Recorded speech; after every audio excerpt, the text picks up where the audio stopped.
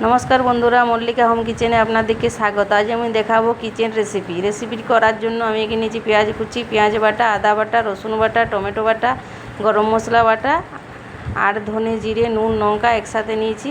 এবারে আমি চিকেনটাতে তেল ঢেলে দিলাম। এরপরে আমি একসাথে মিশিয়ে রাখা সব মশলাগুলোও দিয়ে দিলাম। এরপরে আমি এখানে পেঁয়াজ বাটা, আদা বাটা, রসুন বাটা আর টমেটো বাটা সব একসাথে দিয়ে দেবো। আর একটু গরম মশলা বাটাও দিয়ে দেবো। এরপরে দেওয়া হয়ে গেছে। এরপরে ভালো করে হাতে নেড়ে চেড়ে মিশিয়ে নেব। পুরো মেশানো হয়ে গেছে। এরপরে আমি কিছুক্ষণের জন্য ঢাকা দিয়ে রেখে দেব। এরপর কড়াইতে তেল দিয়ে দিলাম। এরপরে পেঁয়াজ কুচিগুলো ছেড়ে দিলাম। পেঁয়াজগুলো লাল লাল ভাজা পর্যন্ত অপেক্ষা করব।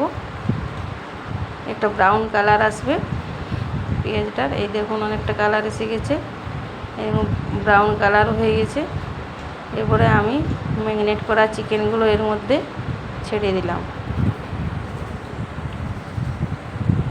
ভালো করে নেড়ে চেড়ে একদম মিশিয়ে নেব। বেশি করে নাড়তে হবে যাতে তলে লেগে না যায়, আর নাড়লেও কালারটাও ভালো আসবে। এই টমেটো কুচি দিয়ে দিলাম, আবার নেড়ে চেড়ে মিশিয়ে নিলাম। এরপরে আমি দিয়ে দেবো চেরা কাঁচা লঙ্কা। ভালো করে নেড়ে চেড়ে মিশিয়ে নিয়েছি। আবার এই দেখুন চিকেনের গা থেকে তেল বেরিয়ে এসেছে। এবারে একটু কম করে জল দিয়ে দেবো, বেশি জল দেবো না।